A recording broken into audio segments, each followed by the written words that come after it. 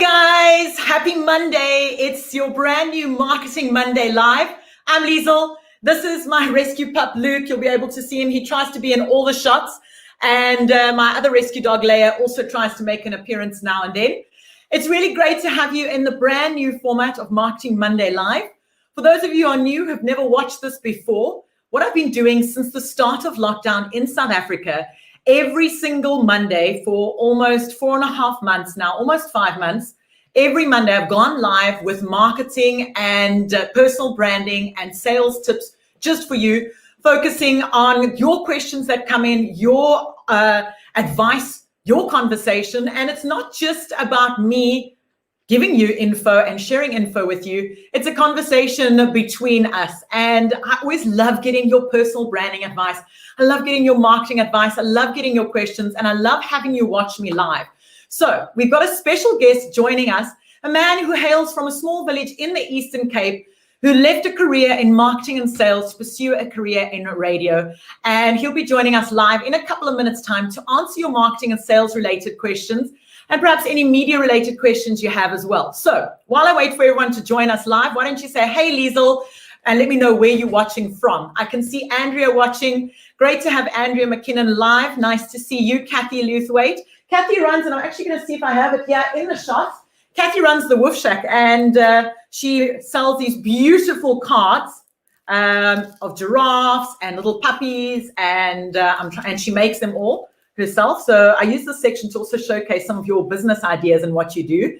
So give Kathy Luthwaite a follow. The Wolf Shack is her business.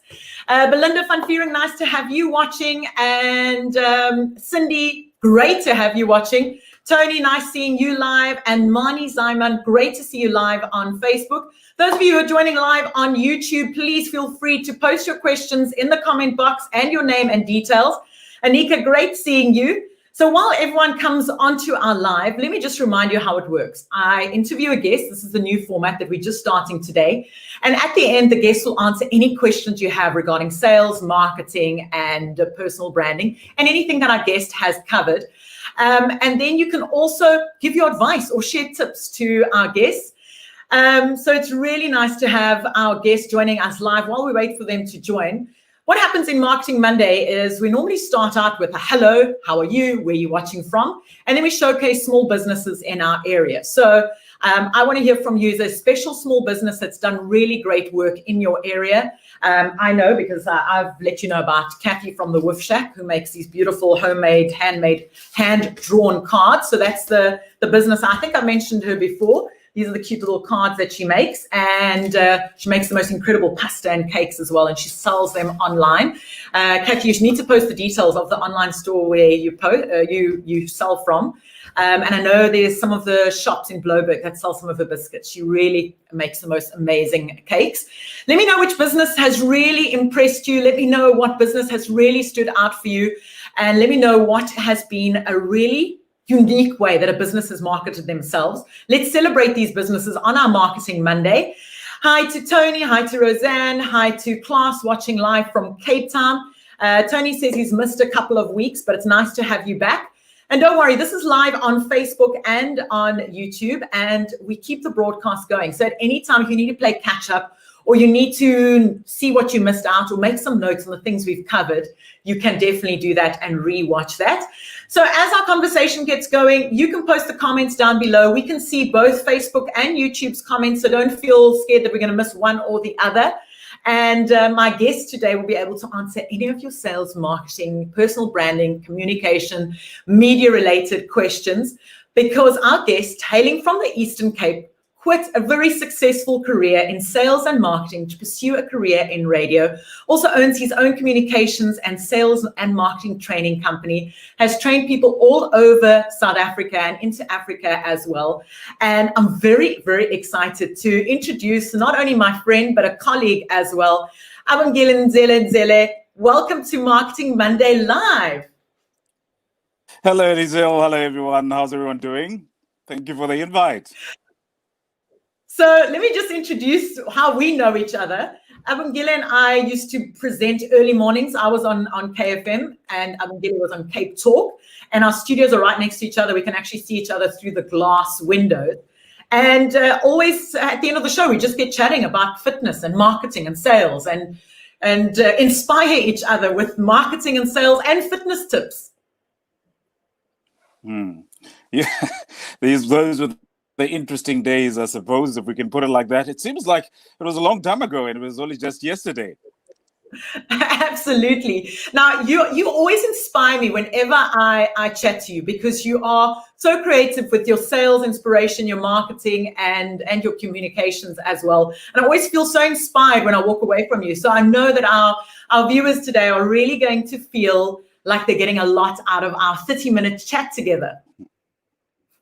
Yeah, and I'm hoping they will get something fruitful out of it, and I hope that they can take it back to their businesses and maybe apply that. And who knows, maybe they grow from strength to strength.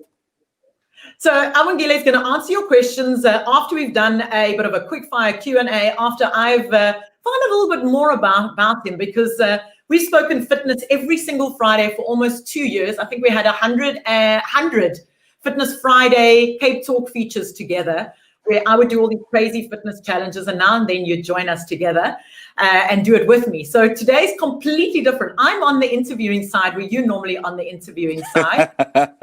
You're in the guest space today. Just let us know. Yeah. So we normally start Marketing Monday with a small business that's impressed us. I want to know from you, is there a small business in your community or in South Africa that's really impressed you during lockdown? It's not necessarily during lockdown per se, but it's a business that for some reason continues to grow from strength to strength. It's a business that started out in the Eastern Cape. I think it was Grahamstown, and I'm not sure if you'll be aware of the name. It's called Shamrock Pies. Yes, it's a very, very exclusive. Yes, yeah. Here's the thing. I mean, when I first came up to Cape Town, and when I went up to Joburg and everywhere else, no one seemed to have any shop, or there was no outlet of a Shamrock pie. But everyone knew about this pie, and everyone wanted this pie. And it's always one of those businesses where whenever I'm feeling down and I need to look back and sort of work on a strategy, I always think Shamrock pie. How are you in a province that you don't even have a footprint in?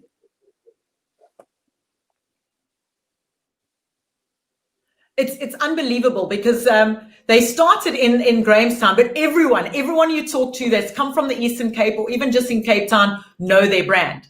So it's absolutely incredible. And that is a brand that's going way and beyond their area and thinking not only locally, but hyper-locally and nationally as well.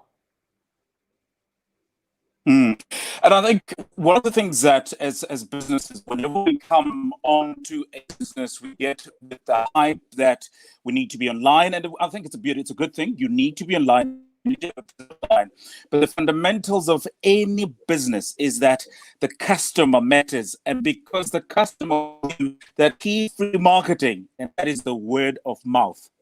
If you do it right, you won't even have to pay a cent for it. That's essentially what they've done. They've done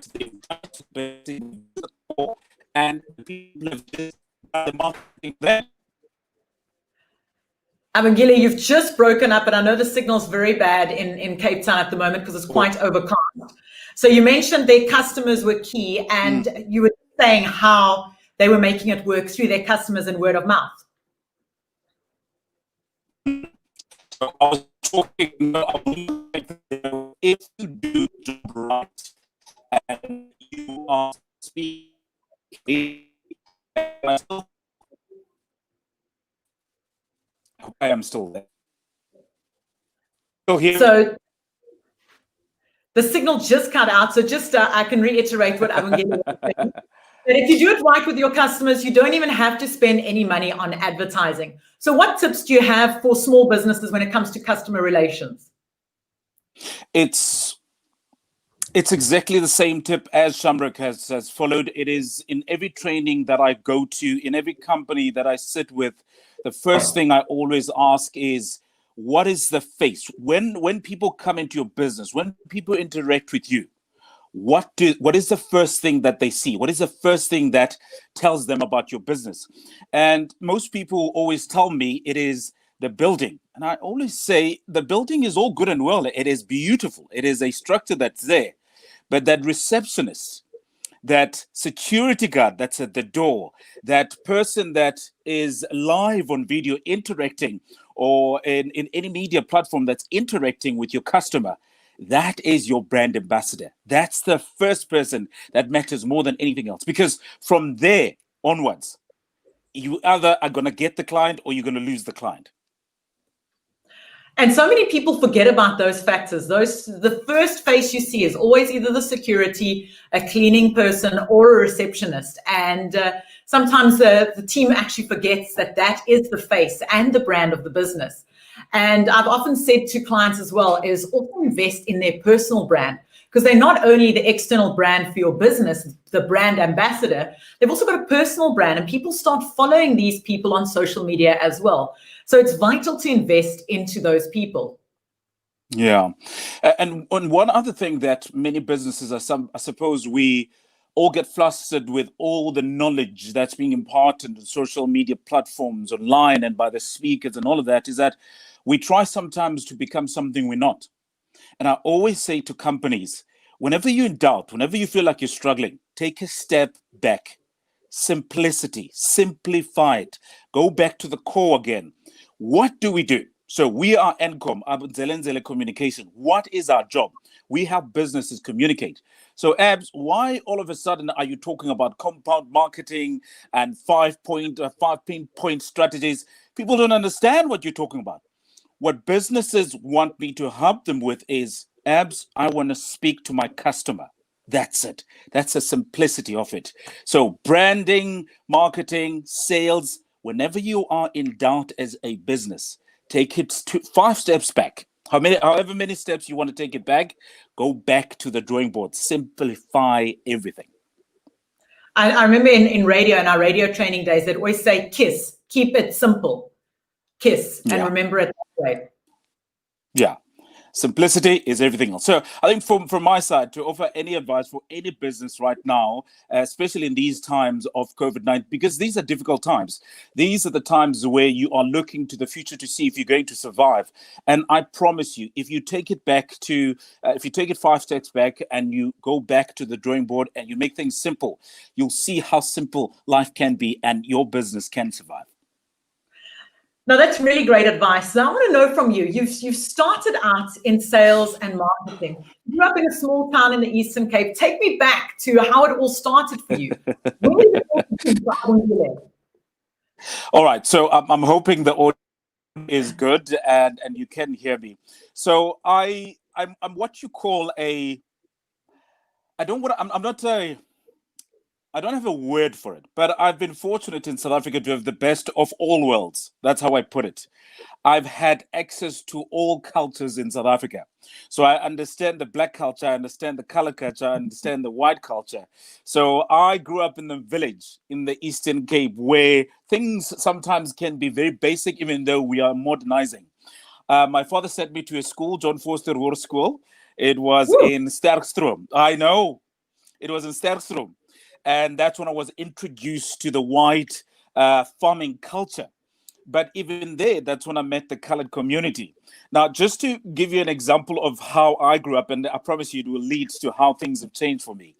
Now, in my culture, back in the village, I grew up being taught that when your elders speak, you don't look them straight in the eye. You look down. Okay.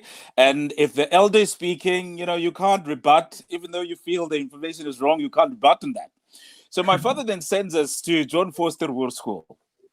Now, here I meet our principal, Meneer Malhelbe. Now, when he's shouting at you, he wants the opposite. When he's shouting at you, you look him straight in the eye and you answer him if you feel that you are not happy with whatever's going on.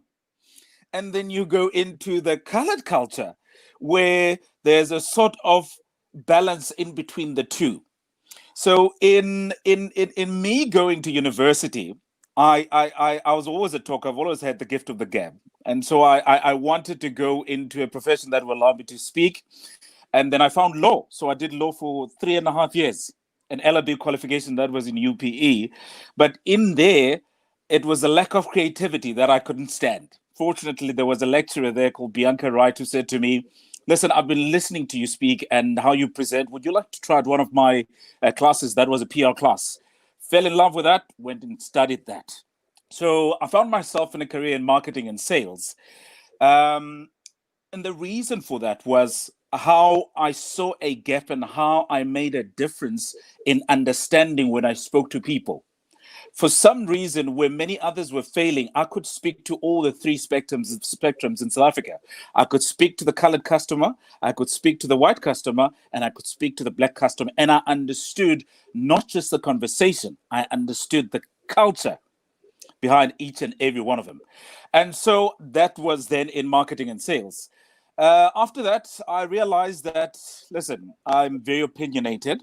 I, I have my own ideas, and I came to a point where I was starting to feel that I could be a stumbling block for the company that I was working for.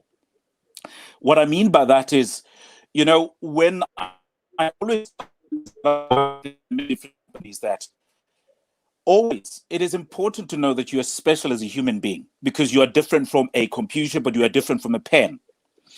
But never forget that there's a reason why it's called human resources.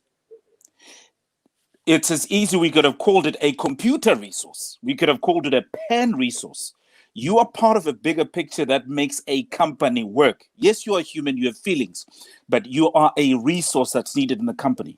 Now, when you start working against the company, the two things will happen. You either remove yourself or the company will remove you.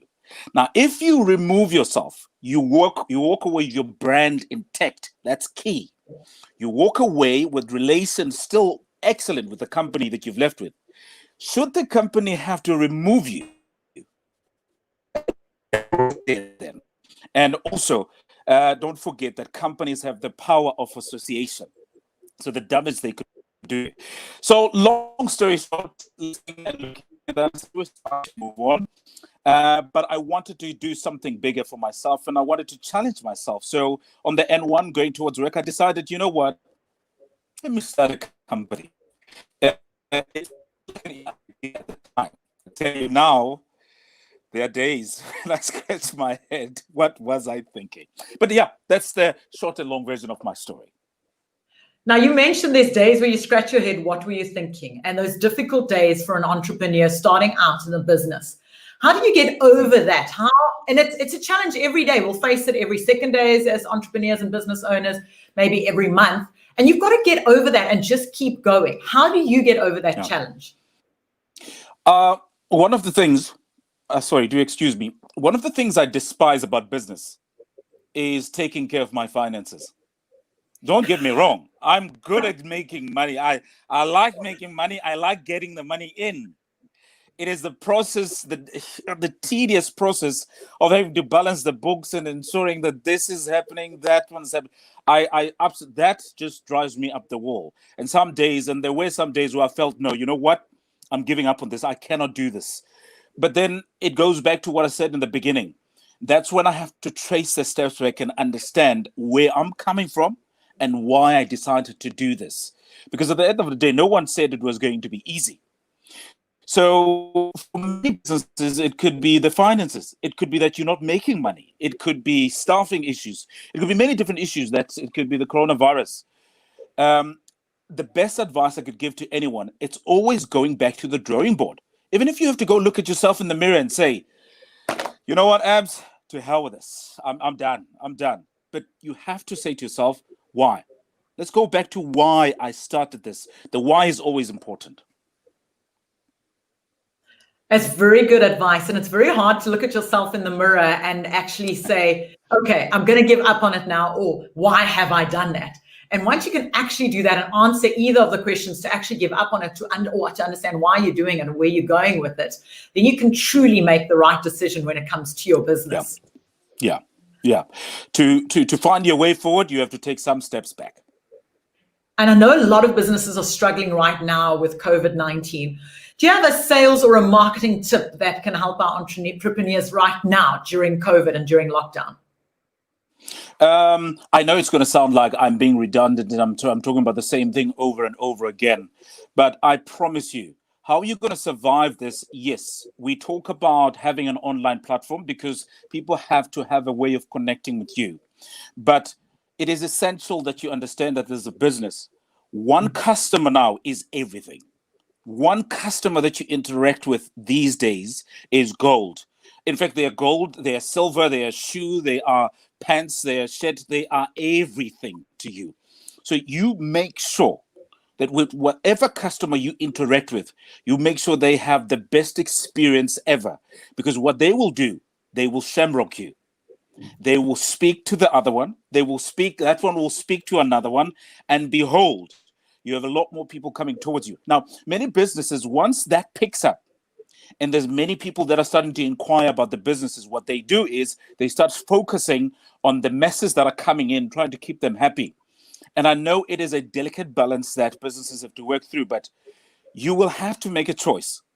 Either, even though customers are coming in droves, they're coming in numbers, whether you lose the quality of one-on-ones and taking special care of single individuals, whereas you're going to, you know what, let me just group them. Let's try and make sure they're all happy.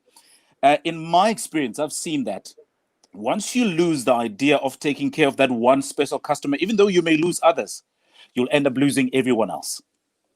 So the basics, stick to the basics. Take care of that one customer that interacts with you. They'll take care of you even though they don't know about it. Now, I know there's so many Facebook groups and WhatsApp groups in different communities. So I know in Cape Town, we've got the good, the bad, and the ugly, where they review businesses that they've done work with.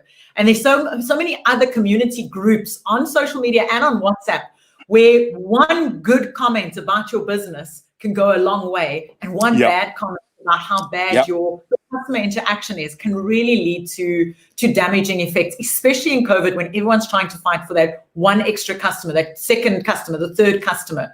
So it's vital to, even though you think it sounded like you were repeating yourself, it's really vital that any entrepreneur understands the customer is important.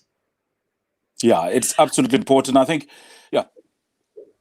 I also want to know, what is that one thing that a business can do as a personal brand, an entrepreneur, their personal brand, that they can do to be unique and stand out? Your standout factor is that you were able to communicate across all the cultures and various communities within South Africa. That's the real selling point. That's what makes you unique. What advice can you give a business owner for their personal brand to help it build and stand out and tower above the rest? It's funny that you ask me that, because when I train the companies, that's one of the questions they ask. They say, listen, Abs, we want to stand out. We want to be, the business that, speaks to its own. People must just feel that we're different from many others. And I always tell them, but I can't tell you that. I can work with you to go through the process of getting to that. But that has to come to you. What you are asking me now is you are asking me to, or for example, let me use it this way. It's like me asking you to tell me who Abs is. I'm Abs. Only I can answer that. What an external, what an outsider can help me do is understand who I am. So what I always say to businesses is, it's a question of understanding your mission statement, because maybe let me revert back to that. Many businesses don't have a mission statement. And I always find that very confusing. Then I always ask them, what are you doing? What do you do? What is your mission? What is your objective? What do you want to achieve? We want to make money. Well, hell, we all want to make money. That's the whole point of being in a business. Yeah. What do you want out of it? It is either, and many people always think I'm looking for a mushy story. I'm looking for a brilliant story where you're climbing Mount Everest. If it's selfishness, if it's out of selfishness, and that we want to corner the retail, what am I looking for? We want to corner the retail market in the Western Cape. We want to be the ones where everyone bows their knee to. That's your mission statement. Put it there. That's what you want. And then that's what will set you apart. That's what will make you unique, because there's always that mission statement that guides you, so that even when you put out a message to the people, you won't be lying. You will be speaking from the heart. And many people always think I'm talking about movies whenever I say, people can tell, excuse my French, people can tell when you're bullshitting them. And the one thing that sets any business apart from any other, it's heart. It's being genuine.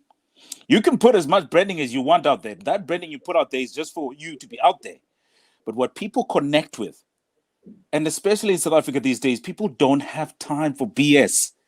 They want to know who you are, what are you delivering, and can you deliver on your promise? That's what's going to set you apart from anything else.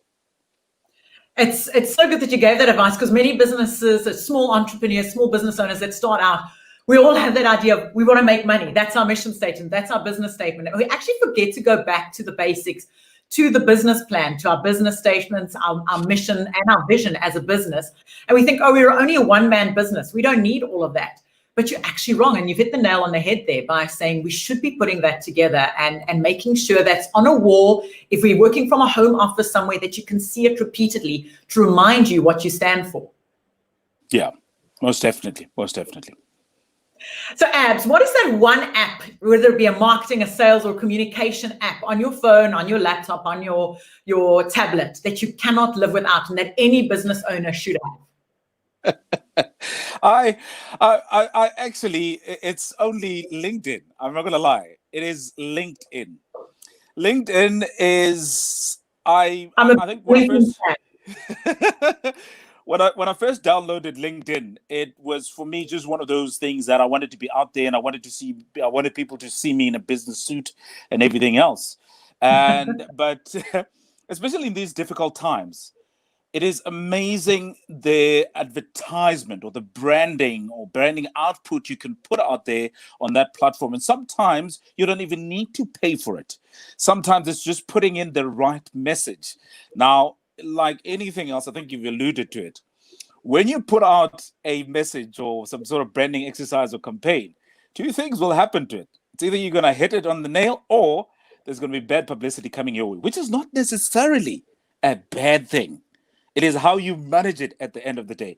For me, if you are a business owner, if you are an entrepreneur, if you are a professional, you want to be on LinkedIn. They've got everything. It simply has everything. I don't know. I'm biased about that. But yeah, LinkedIn. No, and everyone that watches Marketing Monday Lives know, I think I've done about 4 episodes of Marketing Monday Live about LinkedIn, how important LinkedIn is and how you can actually grow. And you're connecting with the right caliber of people, business-related people in the industries that you want to connect with on LinkedIn.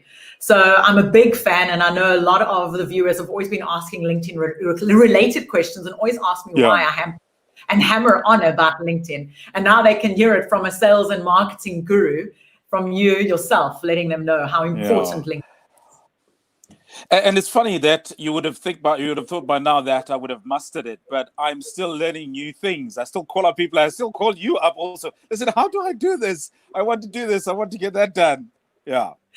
Don't worry, I have the same problem as well. And then I was looking at someone's LinkedIn the other day. So it's a bit of advice that I picked up from someone else's LinkedIn account. You can do a lot of online courses through LinkedIn, through the LinkedIn membership. So you can do short 5-minute, 6-minute courses, and it actually loads up that little qualification or that little video that you've watched onto your qualifications or onto your section of your about page. So people can see that you've done a short course via LinkedIn on personal branding, on marketing, on social media. So it really offers more than just a networking platform. It's a learning platform as well. Yeah. And just to add on to that, I think if I could just make a comparison, I think you alluded to that earlier on. You know, in a discussion in Facebook and people don't agree with you, they will shout, they will swear, they will whatever. The good thing at LinkedIn is everyone knows that they're professionals. So it's more of an engagement and a professional engagement. And the things you learn from watching other people butting heads, you're thinking to yourself, I know sales. And then you listen to those arguments, and you're like, whoa, no, I didn't even see that one coming. So the conversations are also, like you said, it's on your caliber. It's right there. It's professionals. And that's what I love about LinkedIn. I love seeing, and it's all about interaction. This is where a lot of people get it wrong. They think they're just on LinkedIn and they must just sit there and their profile is just dormant and they just watch. If you're just watching, you're not going to get anything done. You actually have to link and connect. That's why it's in the name, linked in. Actually connect and engage in conversations, actually comment and make your voice heard as a thought leader in your field. Yeah. And if you do that, you might just get yourself shamrocked. No, sorry. I know I'm a sales guy. I know I'm a marketing guy. Always logos and all of those things. But and I'm hoping that with the audience that are listening right now, it's something that will stick with them. And I promise you, you go into a conversation with anyone that you want to hook into a sales conversation, and you say, "Oh my goodness, that one's been shamrocked." Someone's going to ask you, "What do you mean by that?" Then you start telling them about shamrock. You watch how they start listening and respecting you. Well, I'm seeing a lot of comments coming through. And as you say, Shamrock Pie, Luke, my rescue dog, put his head up. He heard pie and he thought it was nice to get into the video here. But Roseanne Stevens is watching from Ireland. She says, my home province, we love a good pie. Class in Sessions says, OMG, Shamrock is all I eat when I'm home in East London. I need it for lockdown.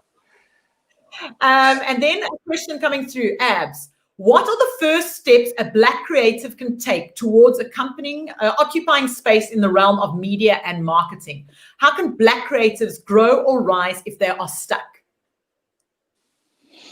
Read that to me once again. I just want to make sure that I understand.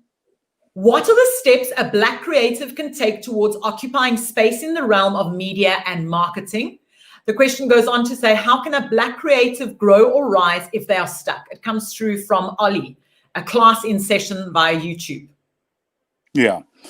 I remember, Ollie, thank you for the question, first of all. I remember a conversation, I think it was Idris Elba.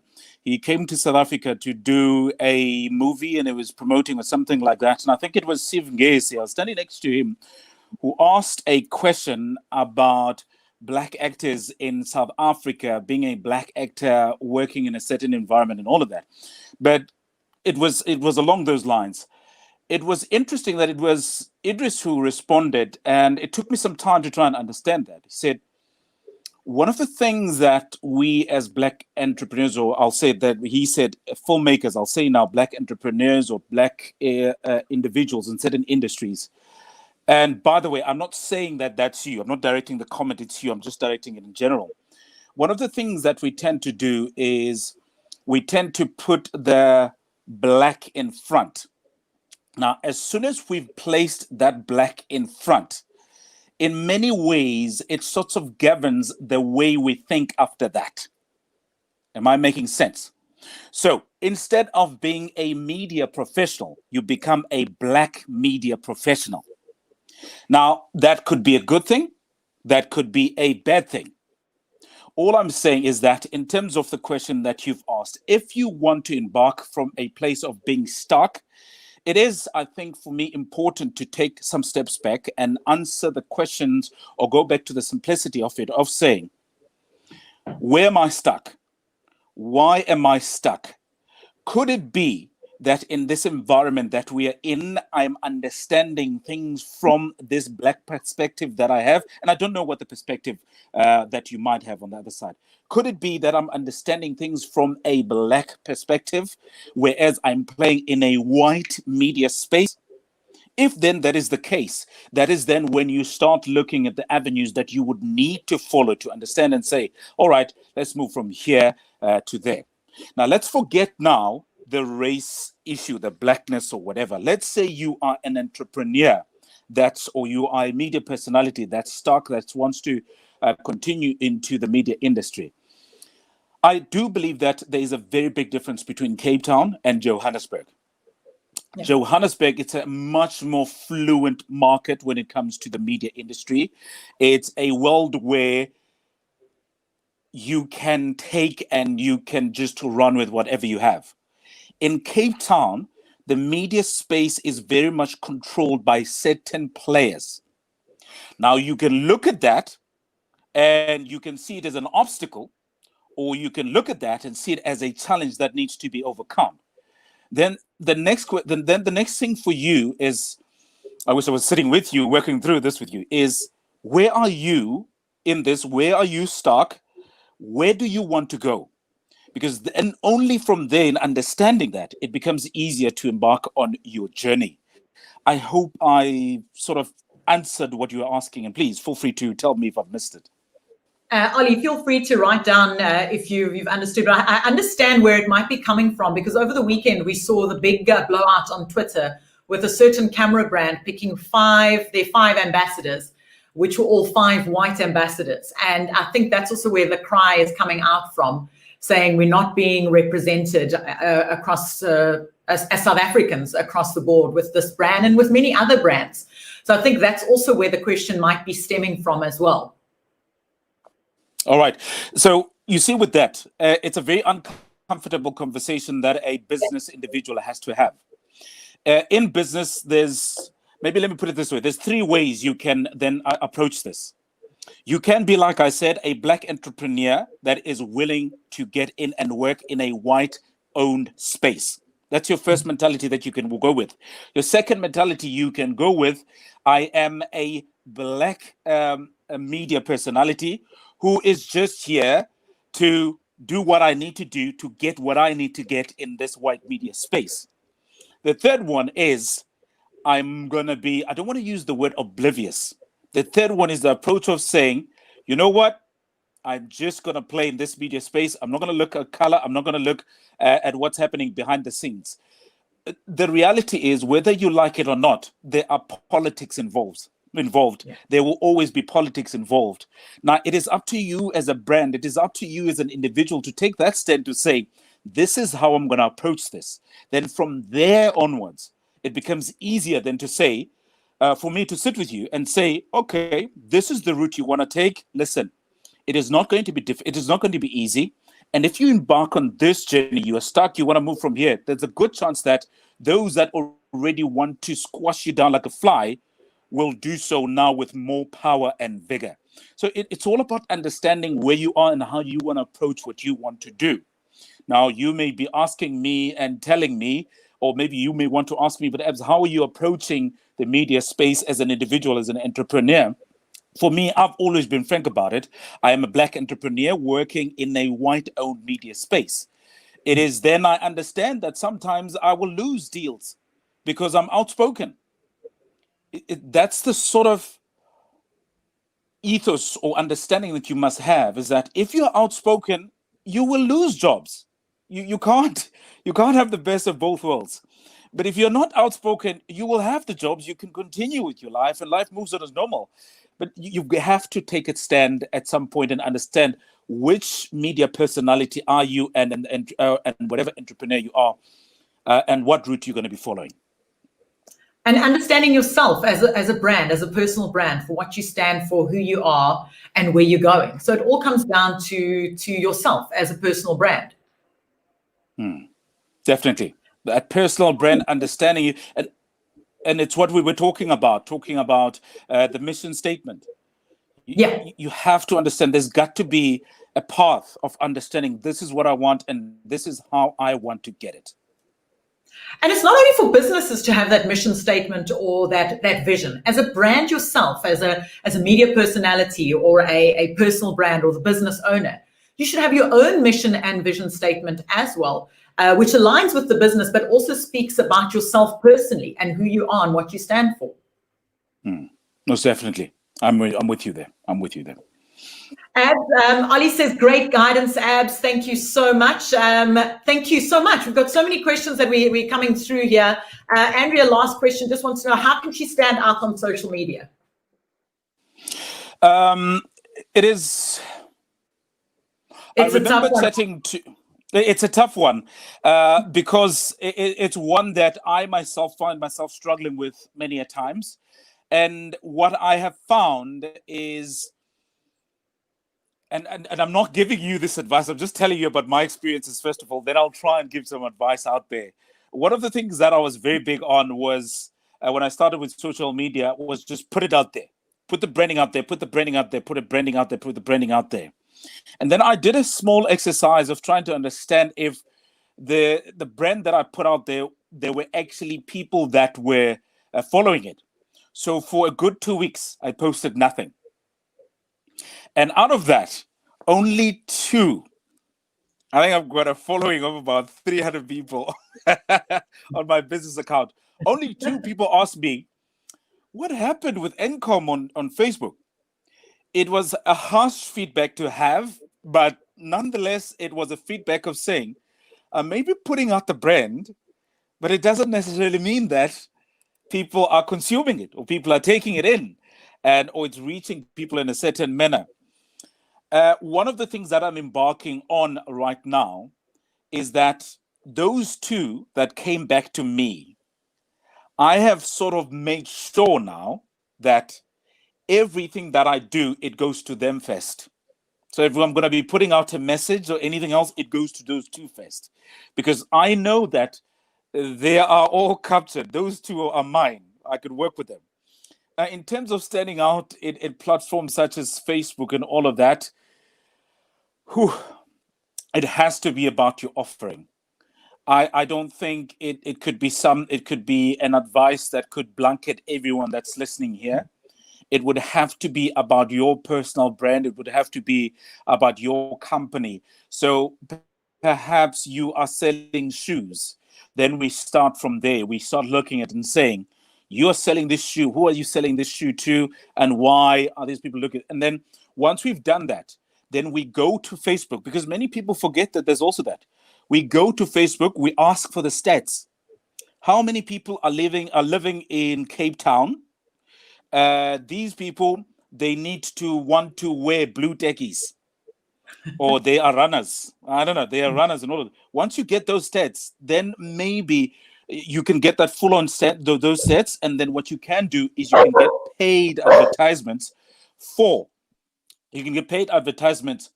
that specific core group.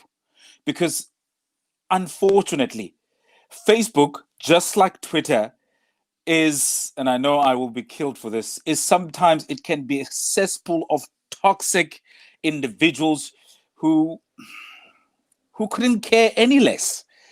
One of the brands that has impressed me when it comes to social media, and I'm still chatting with them and I'm trying to understand how they did it, is Veldskoen Shoes. Veldskoen Shoes right here, I think in Pardon Island. When they first gave me a pair, they were just a small brand. My goodness, how they've blown up. I mean, they've got Ashton Kutcher, they're everywhere on social media. But if you look at the quality of their pictures and their shoes, it's appealing. I mean, it looks like a shoe that you can eat. It's not just, and that's what you want. So it really depends on your brand. But also, I think it's worth the ask of going to Facebook and asking for the certain stats and ensuring that you're talking to a specific group. And I think that way your brand can stand out that way. I hope that's fair advice. That makes absolute sense. It's about knowing who your ideal client is and who you're talking to from a personal branding perspective and from a business perspective as well. And then putting your content out in that way that appeals to your target market or to your ideal clients. And with the case of Veldskoen, their social media is incredible. They really worked hard at it, and they spend, and it takes time. I mean, I know a lot of influencers and bloggers and social media people working for brands. They get up 3-4 in the morning to start working to make sure that they get that good quality out and make sure that it is standing out and standing tall. So it takes hard work and it sometimes is exhausting, but the rewards afterwards really, you can reap the benefits. It's been so great chatting to you.